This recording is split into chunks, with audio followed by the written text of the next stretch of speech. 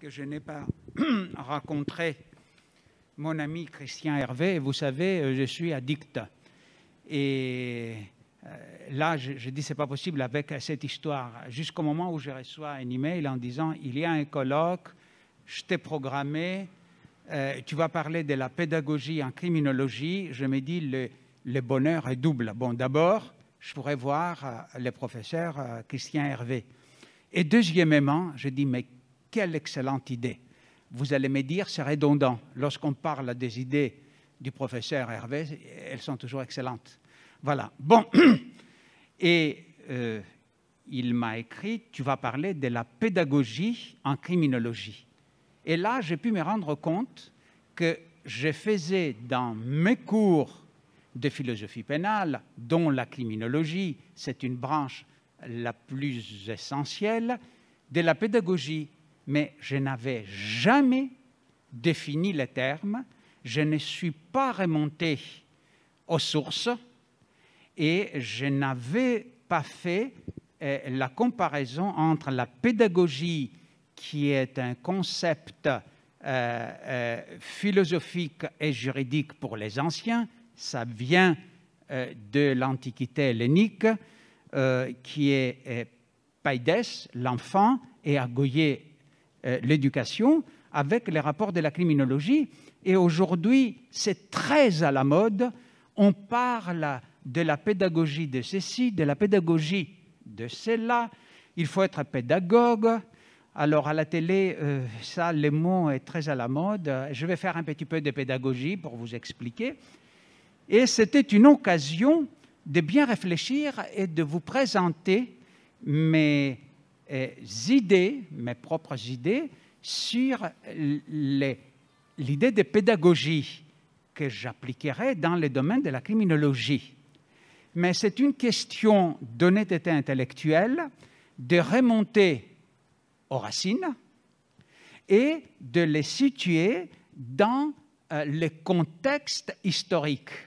Le droit ne peut pas se passer de l'histoire et à plus forte raison, la philosophie ne peut pas se passer de l'histoire. Les concepts ne tombent pas du ciel, hein, il y a tout un contexte et il y a des raisons. Or, pour commencer, il faut analyser les termes. Pédagogie. Pédagogie des anciens, c'était une idée qui était hautement morale, qui signifiait l'éducation et qu'on appliquait aux jeunes, aux enfants. Pourquoi c'était moral? Parce que ce qui comptait pour les anciens, c'était de former le caractère de l'enfant, de lui faire conscience, de lui faire prendre conscience qu'il est dans une cité qui n'a pas seulement, l'enfant n'a pas seulement de droits, mais qu'il a des devoirs, ce qui n'est pas le cas aujourd'hui, où lorsqu'on parle des enfants, on se rapporte à la Convention de l'ONU sur les droits de l'enfant.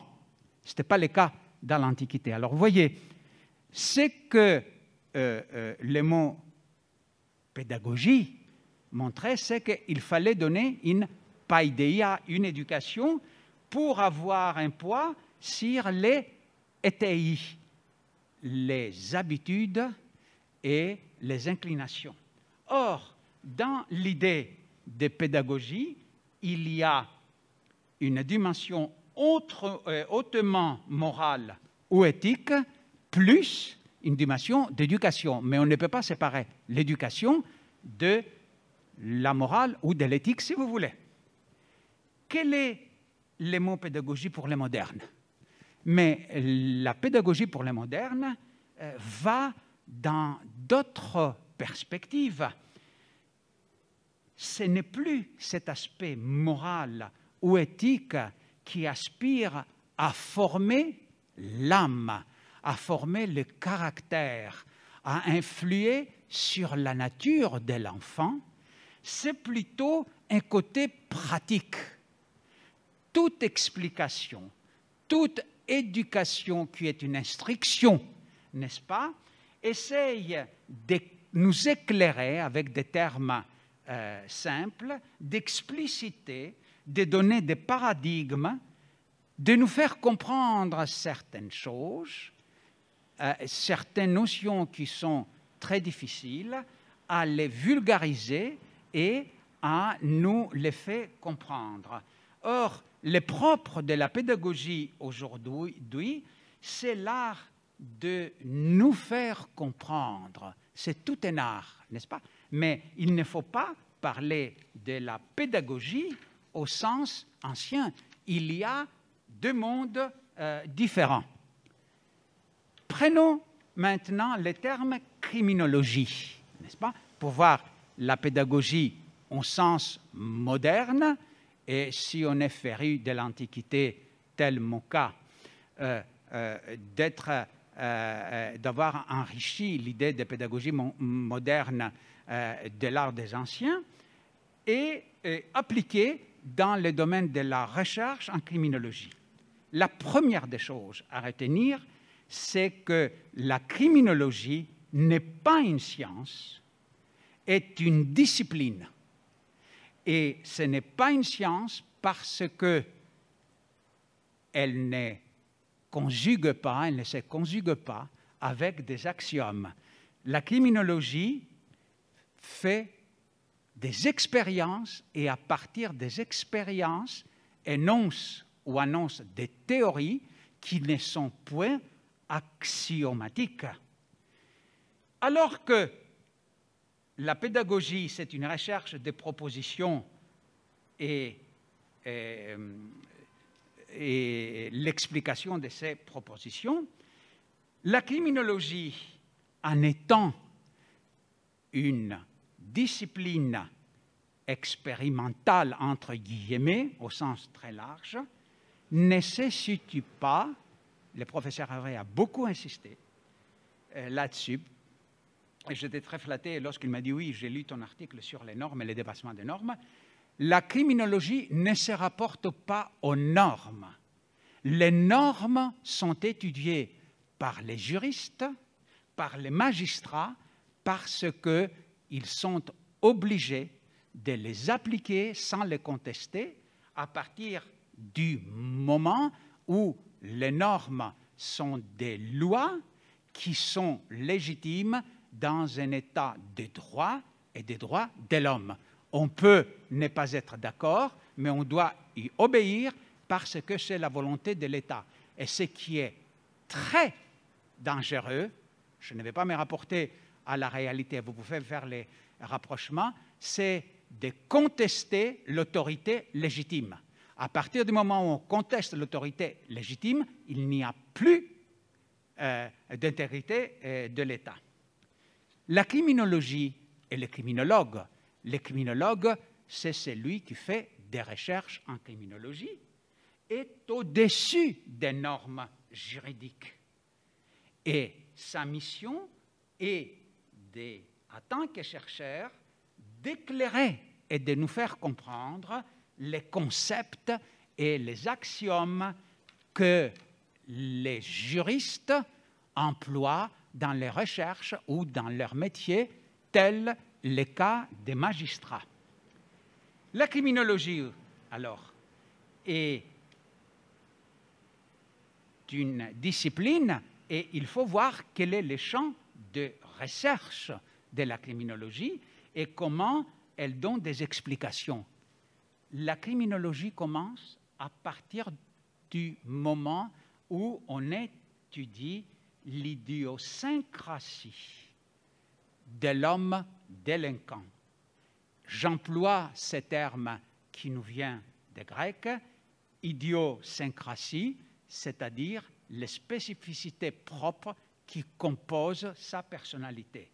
Or, dans le mot idiosyncrasie, le criminologue va approfondir la personnalité de l'homme délinquant, c'est-à-dire son être profond, mais il ne reste pas là.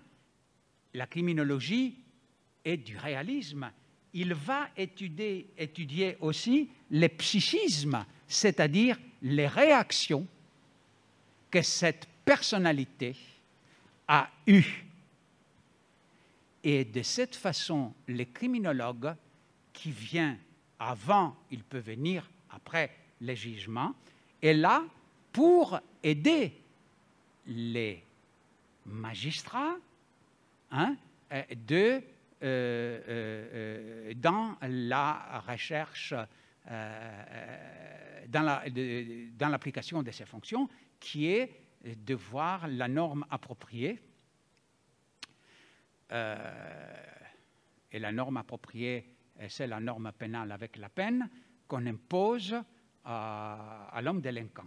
Or, la criminologie éclaire les magistrats et les autres acteurs sur l'univers pénal, c'est-à-dire il a commis un crime, quel est le psychisme, voilà ce que je propose, voilà. Et non seulement en ce qui concerne cette pédagogie, cette méthode qui est propre à la criminologie au sens moderne, ce n'est pas seulement pour donner un sens à la peine, mais aussi pour situer les délinquants dans le domaine carcéral. Autrement dit, la criminologie va se mêler de la politique pénale et de la science pénitentiaire, puisqu'avec les jugements, les procès, les drames criminels n'a pas terminé. Il y a une suite, et cette suite concerne l'homme délinquant. Cette pédagogie de la criminologie doit être impartiale. Ce qui qualifie ce qui est le propre d'un criminologue, c'est d'être impartial. Et ce qui fait son honnêteté, c'est de donner de son opinion, qui n'est pas une opinion d'après ses propres valeurs, qui est une opinion d'après les valeurs qui sont déterminées par l'État et les valeurs qui sont lésées par l'homme délinquant. Il propose, il ne juge pas. Alors, c'est ça, va faire son honnêteté. Et au-delà de sa croyance, de sa foi morale, son intégrité éthique et l'intégrité morale de sa mission est de se situer au-delà de tout jugement personnel.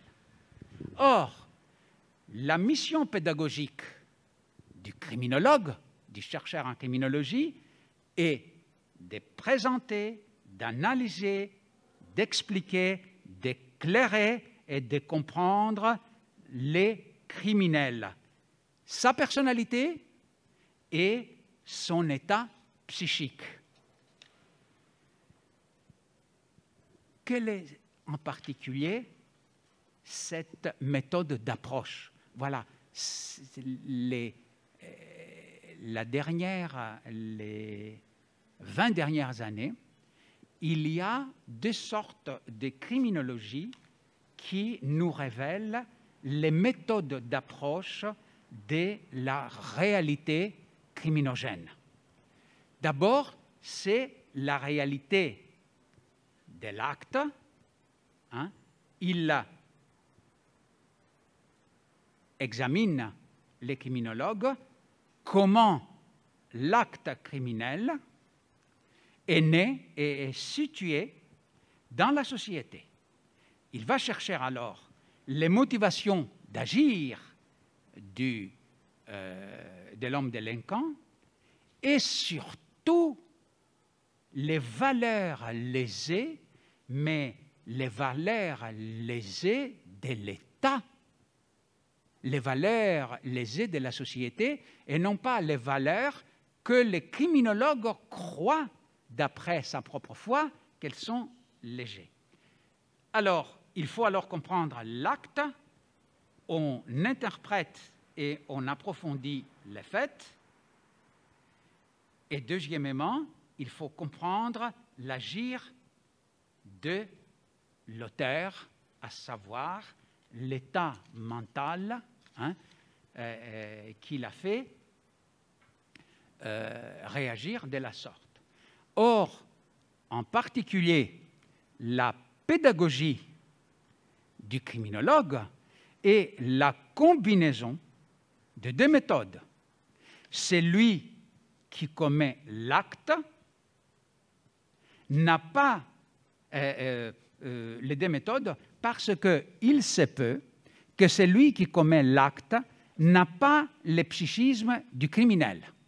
On ne peut pas, autrement dit, prendre en considération seulement la méthode expérimentale où on voit le psychisme de l'homme délinquant, mais il faut voir aussi les valeurs lésées, comme on ne peut pas prendre en considération seulement les valeurs lésées pour en dégager une personnalité qui ne correspond pas au portrait du délinquant, et on risque d'avoir des conséquences fâcheuses.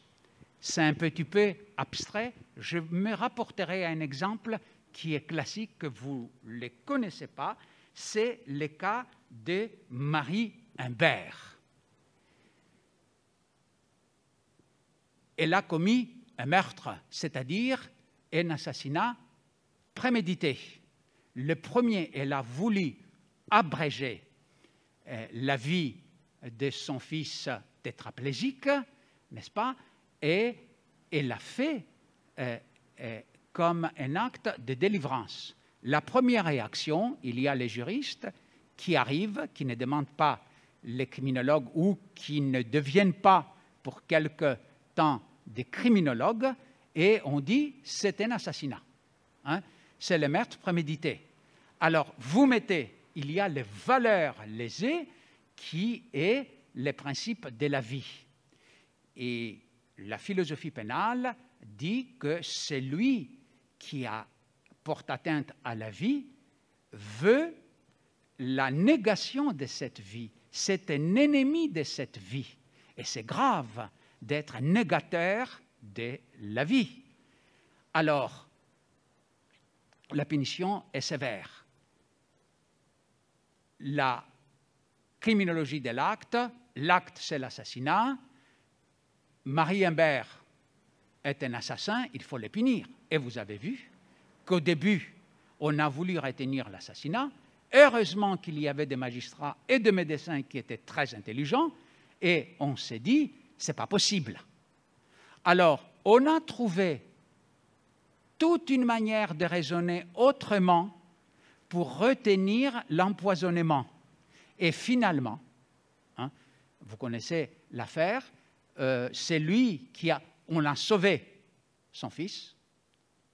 Elle a tenté deuxième coup avec l'aide des médecins, et le médecin a dit oui, c'est moi qui a donné le coup de grâce et j'assume la responsabilité. L'ordre des médecins l'a quitté, si je ne me trompe pas, je parle sous votre contrôle. Mais il y a l'État, il y a les normes. Et on dit qu'on ne peut pas être au-dessus des normes. Oui, mais on peut interpréter des normes. Et ça terminait avec un sursis. Pourquoi? Pourquoi on est révolté à l'idée que Marie Imbert est au rang des assassins? Parce que les juristes ne jurent sur les normes que sur les normes. Les criminologues qui font un petit peu de la philosophie pénale, qui m'est chère, ont cherché une explication officieuse. Lorsque on tue, c'est qu'on méprise la vie, c'est qu'on n'aime pas la vie, c'est qu'on nie la vie de l'autre. Mais le cas de Marie Imbert, ce n'était pas la négation, c'est un acte de charité, c'est un acte d'amour maternel, puisqu'elle ne voulait pas voir souffrir une souffrance insupportable son fils. Or, au-delà de ces valeurs qui sont positives de la société, il y a des valeurs ontologiques qui sont inhérentes à l'acte, qui traduisent le psychisme et la motivation de celui qui a commis le crime, et on commence à en être conscient. Heureusement, on a plusieurs arrêts, on peut en parler si vous voulez, des tribunaux pénaux, où on ne peut pas mettre en parallèle et assimiler un assassin avec quelqu'un qui a supprimé la vie d'une personne bien-aimée. Rien de plus sacré, de plus sacro-saint que l'amour d'une mère pour son fils. Là, Marie Imbert n'avait pas porté atteinte à la valeur ontologique de la vie. C'était une consécration de la vie, c'était une négation de la mort. Or, pour être un bon pédagogue, il ne faut pas prendre en considération seulement la perpétration d'un acte qui tombe sous le coup d'une norme. Il faut dépasser ça pour donner un sens à la peine qu'on propose en faisant l'interconnexion avec l'état psychique de celui qui a donné la mort, par exemple. Aujourd'hui, on parle du droit pénal. Jadis, on parlait du droit criminel, mais c'est le même contenu. Parce que les anciens 19e, 18e, on voyait et on s'est centré sur les crimes. Aujourd'hui, où on parle de l'état des droits, où on parle de l'état des droits de l'homme, ce qui intéresse les juristes, ce qui est conforme au droit, si vous voulez, c'est de voir si la peine proposée est compatible, non pas avec l'état du psychisme, mais avec ce qui est conforme et qui est compatible avec la dignité de la personne. La Convention internationale des droits de l'homme, article 2, qui a été repris, la dignité est incompatible avec, avec la peine de mort.